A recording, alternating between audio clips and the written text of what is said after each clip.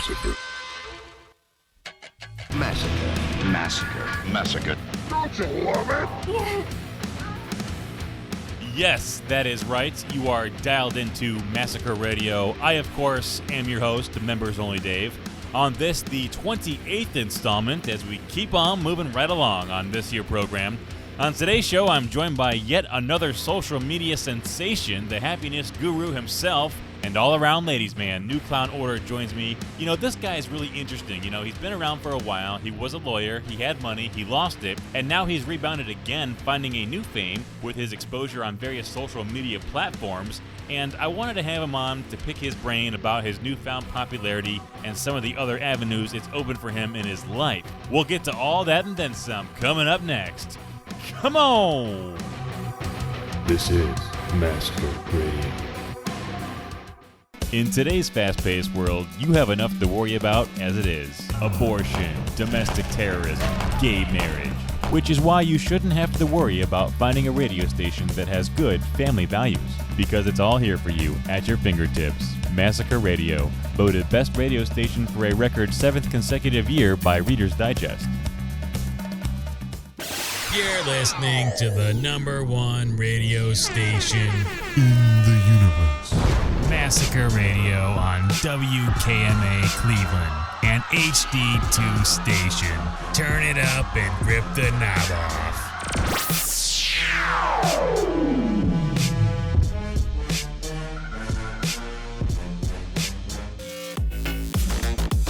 Massacre Radio. Chicks dig me, and OGs respect me. So I'm not a criminal. And I'm not a womanizer. But women come on to me, and sometimes I have difficulty saying no. Back here on Massacre Radio, and you just heard him, my guest today. You know him from his viral TikTok videos, Instagram, and the like. It's none other than Stu, also known by his handle NewClownOrder. Stu, thank you for joining me today. How are we doing? I'm doing really well. You know, now that I think about it, I believe you're the first Canadian guest we've had on the show. Not sure what that says about us here at Massacre Radio, but we're all about the diversity, you know? Stu, I wanted to have you on because one of our producers kept sending me your videos on Instagram for about 2 weeks, and eventually I was like, hey, we got to get this guy on the show, see what he's all about. And as I dug deeper into your TikTok fame, I read that despite your popularity on the platform, numerous accounts of yours that had millions upon millions of views and followers kept getting taken down. What is that all about? TikTok is basically the media branch of the Chinese Communist Party's Secret Service. So it's set up intentionally to get Western minds, mostly, I think, high school and university students, to think a certain way. A lot of what I speak about is opening your minds and things like that. And I also have a lot of haters who, for some reason, don't like what I'm doing or saying. I don't understand. I mean, what could the haters possibly be saying about you, Stu? You seem like a guy who's beyond the criticism, but what's the beef with these folks anyway? Why do they have an axe to grind? Everything that I say and do, they have a criticism for it. But really what I've noticed is that the type of people who criticize me, like at one point I do co-hosting, and someone would come on, and it was a woman who was about 20, and she was, so she had that teenage viciousness that women have at that age. So she just go to the profile pages of every person and mock their appearance, which I think is not a mature, respectable thing to do or a proper thing to do. But, people would complain about my hair, bald old man. People, everything they commented about was exactly what they hated about themselves, which had nothing to do with me because I'm not bald. But. So basically you're saying they were projecting their own insecurities. That's pretty much what I'm gathering here. Yeah. So I finally realized that nothing anyone else says means anything at all. It does not change reality. So just for the people listening who don't know, you're a very youthful 63 years young, and it got me wondering just how, at your age, you'd even be turned on to the whole TikTok thing in the first place. How did that come about? I was trying to, it was during COVID, and I was trying to create some sort of media presence. I've always, ever since I was a little kid, I wanted to be an actor, a writer, a motivational speaker, a musician. And I grew up in a family where my family would say, well, that's a nice hobby. Those aren't careers. I was Jewish, so the choice was lawyer, doctor, accountant, or dentist, or architect, engineer. And I figured the only one I could do without working at all was lawyers. because you'd have to learn something ostensibly to do any of those other careers. So I ended up going to law school. I said, I'll only do this for a while. And I just got sucked into the money, and then shit happened, and I never followed my dream of being an entertainer. And I was trying to do it for months and months on Instagram, getting no views. Like, the people I know would watch it, but that was it. And then a real estate agent I was using said, Stuart, you'd fit on TikTok much better. I was about 60 at the time. I didn't really see much. I didn't even know about TikTok. I never heard of it. And so I started using TikTok, but I would use it for the filters and then post on Instagram, post on TikTok. Still getting very few views. And then my numbers were public, and a woman from Vancouver called me and said, Stuart, take off the filters. Trust me. And I took off the filters, and it blasted, which on TikTok, it just kept going and going. But then I'd get up to 1 million followers, shut down. Get up to 400,000 followers, shut down. And then a few months ago, I said, why am I doing it on TikTok? They're doing nothing to support me. They're trying to destroy me. They take down every 10th video. I have to appeal. And I went back to Instagram, and things just blasted off. Well, it's crazy that they continually take down your account, because it's not like you post offensive or totally lewd content, It's mostly you with your camera ranting or just really being yourself, more or less. And I can see how that would be an attractive content piece for users. Yeah, I mean, the lesson is that, people spend so much time worrying about the past, which is something that isn't real, because you can't touch it. You can't feel it. You can remember it, and you might be able to learn from it, but people live in it instead of living in the present. And then they spend the rest of their time worrying about what's going to happen tomorrow. So they completely walk through today in a complete daze. And I'm trying to say, this moment is all that's really real. It's all you can experience. And social media certainly magnifies the loss of people's loss of reality and their inability to deal with anything that's real. I've sort of behaved this way all the time. The way I'm silly and playing and jumping around, that's how for years and years and years I played with my kids as they were growing up. And that's how I played when I was a kid. So I just live in the moment. I think that's in a world that's so cold and plastic and fake, something that even resembles reality, that someone who's actually living, I think, inspires people to hopefully do the same. My guest today is Stu, better known as NewClownOrder on both Instagram and TikTok. He's a happiness guru, and he spreads nothing but positivity. I want to get back to the TikTok thing in a minute here, Stu, but at first I wanted to ask, I know this might come across as foolish for me to ask, but I read that in your upbringing here, it says you grew up a rich kid, and I just can't help but ask what that was like for you. Did you realize how special that was at the time, or did you just kind of assume it as the norm? Well, it just seemed normal. I had no idea that I was rich. I just thought everyone lived like that, because it was I lived it was Forest Hill Village, which was in the center of Toronto, Ontario. But it was actually until 1967, until I was 7 years old, it was a separate village. So it had its own police department, its own school board, its own libraries, and everything was over the top because there's so much money in the area. Today, the cheapest house in that area in Forest Hill, what was the village, would be probably around $5 million, if that. So you're saying you weren't just a rich kid in a random neighborhood. You were more or less a rich kid amongst other very rich kids. I mean, you probably have some pretty fun stories about getting down back then, I take it, huh? Yeah, everybody was a rich kid. It was sort of my party years. It was weed, shrooms and acid. There wasn't really any other drugs around, or nobody was interested in them, certainly. Which is sort of what in my old age I went back to too, because those are healthy, natural products. I suppose acid is a little bit processed, but shrooms and weed and stuff like that, that's, it's on the planet Earth for a reason, whether you believe in God or evolution. Obviously, at one point, there's a reason why our receptors bind to it. And I think the problem today with drugs is they've made them unnatural. You mentioned it there, the whole mushrooms thing, and I read that at one point in your life, Stu, you took 20 to 50 grams of psychedelic mushrooms per day. Why do that every day, and in what ways has using psychedelics enriched your life, do you think? Well, I think using hallucinogenics like mushrooms, and there's clear science before that, I was using a lot of DMT too, causes neurogenesis. So it causes your brain to actually grow new neurons and your body to repair nerve damage and stuff like that. So they're great medicine. And again, I'm not encouraging 16-year-olds or 12-year-olds or 15-year-olds, even 18-year-olds necessarily to do them. And I think they should be done in a proper manner, even though I use them as a party drug. I don't think that's the way they're intended. They're used by nature. So do you still do any microdosing of any kind these days, just to kind of give you a little pep in the step, so to speak? Maybe spark some creativity, perhaps? Right now, I haven't, for a few months just because I'm broke. But yeah, that when I do them when they're available, and it's unfortunate. I bought some in a dispensary in Vancouver because they're openly sold in dispensaries. It's like the gray market, so the police don't bother them, and people sell them as long as they keep, I think, people under 19 out of them. But I'm pretty sure that they were some sort of synthetic because it was a small amount, and I've done shrooms enough to know what shrooms are like. So I was really surprised that they seem very synthetic.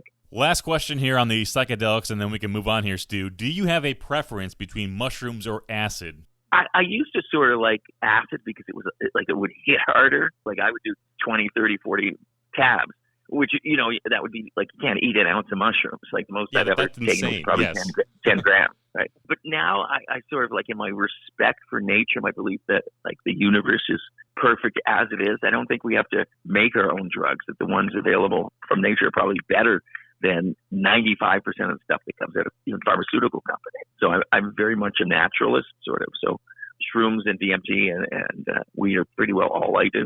We're going to take a brief time out here on Massacre Radio and be back with more from my guest, NewClownOrder, after this. I think you freaky and I like you a lot. I think you freaky and I like you a lot. Somebody get Don Ho off me. I think you freaky. I think you freaky.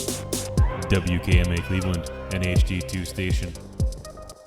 You're listening to Massacre Radio on WKMA Cleveland and HD2 station, and my guest today is Stu, better known from his social media tag as NewClownOrder.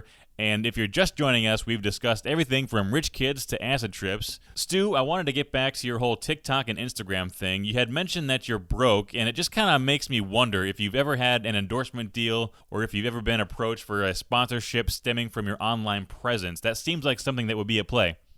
I have been approached by a few companies, but I figured I've come this long and struggled so hard and went through so much that I'm not going to sell out. Like every time in my life I sold it for the money. I realized I had lots of money, but happiness is more important than money. And happiness is the currency of the universe. So most people have it wrong. They chase money thinking with money they're going to buy something that gives them happiness. Whereas if they manifested happiness with their own thoughts, by sitting alone and focusing on happiness and focusing on positivity, that happiness will manifest everything else. So people are just going about life backwards. I've heard that numerous times throughout my life from many different people, so there has to be something to that whole happiness and money thing, People have watched me do it. So it's not hearing it from me. If you look at the last 2 years on TikTok, you can watch me manifesting, including a career that I'm manifesting now. So, Stu, in some of your videos, I've noticed that you were posted up with a few lovely ladies, some younger ones even, so you're still doing okay in that category even at the age of 63, which I'm sure has to feel great, no? Throughout my life, I think it's my personality, or usually, like, women would throw this out at me, and people would say, oh, it's because you're rich. Oh, it's because you're rich. And even when I didn't have money, they'd say, oh, well, they saw your car keys. Nobody saw my car keys on the table or something. But I sort of believe that because I thought I'm not like classically good looking. I'm not big and strong and tough or whatever. And then I had no money and the same thing happened, because at various times in my life. And through TikTok, it became very obvious that it's my energy, like a positivity that attracts women, like BDE or whatever, confidence and positivity. I couldn't agree more. And I see that these are young, nubile ladies. I mean, you still pull chicks that are in their 20s and 30s, right? I have, people used to always make fun of me for being saying I had mommy issues because I used to date women much older than me when I was younger. Yeah. Then slowly they became closer to my age. Now, then slowly a little bit under. But lots of women have asked me pictures, have asked me out on dates and stuff like that. But the youngest woman I've actually been with is 32. Okay, 32. So it's not like you have 25-year-olds throwing themselves at you then, huh? I do have one who's 25, and we've sort of fallen in love, and I'm just thinking, I don't know if it's fair or right. She's madly in love with me, but she's very mature for 25. But I'm 63. That's and I used to always laugh at men who dated younger women. So I'm obviously going to do it because everything you want, you come to be, So. NewClownOrder is my guest today. We'll move away from the relationship talk here. And Stu, it's my understanding that you're shooting a movie this summer, a sort of biopic on your life. What can you tell us about that project? Yeah, I mean, there's a short attached on my Instagram that I did with, and some of the people involved in that want to do a feature-length film basically based on my life. called Mistrial, in which because if you Google me, you see a lot more than just the TikTok. You see, a robbery of a Brinks truck, my past as a heroin addict, and all sorts of shit, being arrested a bunch of times. And so the premise is I go out on a Tinder date, and instead of using my name, I use my younger brother's name. It's like the proper good boy from Forest Hill who followed the right path, right? And then I sit down in the restaurant and I say, my name isn't Jonathan, it's actually Stuart, and this is my life story. And so it's sort of a documentary based on a documentary romantic comedy. I see, a romantic comedy documentary. You have piqued my interest, Stu. You kind of touched on it there in your answer, the bit about your past and the Brinks truck robbery. I have that here on my sheet, and I was going to ask you just about what happened with that incident and what your involvement was. I know the security guard ended up dying. Well, my involvement was involved in preparation, like getting vehicles and laundering the money afterwards. Got you. So you weren't actually there when he got shot and killed. I wasn't actually there, and but there was going to be a second robbery that I was going to go to, but everybody got arrested before, because I thought if I was there, it would have gone better, because it was really well planned out. It was actually the guard's fault that it went wrong, because they had gone twice before, and each time if the truck wasn't in the right position, they just called it off and they come back next week. So somebody said they had walkie-talkies, not cell phones at the time. So someone opened their jacket and said red or whatever the code was for canceling it. And the guard saw the gun and shot the guy. And his friend ran over and shot the guard. And then all they got was one bag of money with like $180,000 in it. Look, Stu, I know this happened some 30 years ago, and I don't want to dwell on it too much, but you got to walk me through this. You said you were the one who planned the operation. How did you even come up with a plan like that? Did you have to get like a map of the area? Not that we're trying to encourage any copycat crimes here, but I'm just so fascinated with this, Stu. Well, it was really planned out in that, everything would have gone perfectly. In fact, they had on stage makeup, making them look as though they were not white.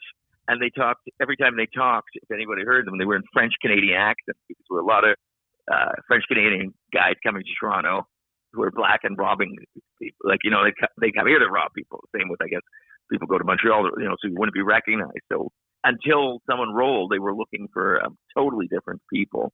The getaway vehicle had a fake bomb in it, like a plastic with red lights. So as soon as they went from one vehicle to another vehicle, all the roads got shut down and shit like that. So you never ended up getting caught or doing any time for that, right, Stu?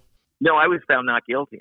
I was acquitted. Gotcha. Okay. I wanted to also ask you, because it says here on my research sheet that you were once addicted to heroin and you've since kicked. What was it that happened that led to your decision to give it up entirely, and how did you do it? I kicked because I finally realized that I'd have more fun in life without heroin than with it. And then I just used methadone to wean myself off. So once I made the decision, like, you think it's so horrible, but it's most of that horrible. There is physical discomfort, but no one's ever died from heroin withdrawal. And you go through it in a few days, like 3-4 days, and you're better. So it's like, it's a bad flu. Why can't you go through it? Because you don't want to feel anything. Like, you're feeling numb. You feel no pain. So some people can't deal with pain, and it's more the psychological pain that comes than the physical pain. But you focus on the physical because it's easier to focus on the physical than take responsibility. Just a few more questions, then we'll wrap this up here. We talk about aliens a lot here on the show, Stu, so I wanted to know your thoughts on extraterrestrials and whether they're among us these days, running certain facets of our day-to-day life, perhaps. Well, we're all extraterrestrials, right? Nobody came from Earth. Everything came, right? Because it all created at the Big Bang. So it would be completely beyond the scope of reality to think that as vast as the universe is, as infinite as it is, that there's no other life forms. But I think we're also looking at life forms. We're assuming they're carbon-based. We're assuming they're solid instead of liquid or fluid or gaseous or some other way, or energetic. So I'm convinced there are other forms of life, probably even on Earth. Because of the vastness of the universe, I would think they'd have to travel through some sort of interdimensional means, be it a wormhole or just dimensional travel that we can't comprehend. Stu, have you given much thought to the possibility of there being secret underwater caves in the ocean that house and store these interdimensional spacecrafts? Well, there's certainly something going on there, but what it is, like octopi have greater intelligence than we do, but they don't have hands, but do they communicate in other ways? They don't have, the language and stuff. But Yeah, I mean, there's definitely other entities from other places. I mean, one theory I have, even though it was sort of a joke when I was high, is that, like, the thing that makes most sense, especially looking at my life, the aliens, who are vastly more intelligent, put all these little animals, us, on this little planet, and they're watching, and we're just entertainment for them. It's like a real life, what's the Truman Show? Yeah. But they can actually watch all of us at the same time because they have much greater comprehension skills. They have like real brains instead of our little puny brains. Well, thinking about it like that, it's kind of a terrarium of sorts, you know? I mean, but you look at it, it has everything that all the video games have, like massive things blowing up, all the romantic stuff, everything. I mean, it's almost probable that we're some sort of simulation created by some sort of higher intelligence. NewClownOrder is my guest. You know, I'm kind of all over the place here with these questions, but this one I just have to ask. You're 63 years old, like we've discussed, and yet I see in your videos you walking around and rapping along to some old school tracks sometimes, like Dr. Dre, for example, I know for sure. I'm somewhat of a rap enthusiast myself, Stu, and I know you appreciate the art of storytelling in rap, so I gotta know, who are your favorites? The first guy I was really into probably was storytelling was either Jill Scott Heron, who was more jazz than rap, and he was in the 60s. And then I think Slick Rick the Ruler was a great storyteller. Tupac was a great storyteller. Slick Rick, I can dig that. That is a great choice. But he was one of the original storytellers. Like each of his songs had a story in it. And I sometimes, when there's a beat on, if I'm in a Starbucks or something and there's a beat on, I'll start like telling stories just to beat because I can rhyme naturally. Because I used to do it in grade school. I'd write poems for all the girls. So I got really good at rhyming. I need sort of a beat to do it, but I do freestyle, like completely freestyle, like make it up as I'm going along. Oh man, had I known that, I would have had a beat all set up and ready to go for you, Stu. And I have the perfect name because Stu rhymes with two, zoo, new. I mean, it rhymes with 1,000. Like, you can't have a better name than Stu for rhyming with it. So remind the people where they can find you online. I know you're spread across multiple platforms here. The Instagram's NewClownOrder. YouTube is NewClownOrder, and Twitter is the Dally Gangster. What is it again? I want to pull this up. Lama. Okay, Dally Gangster. Okay. Dally?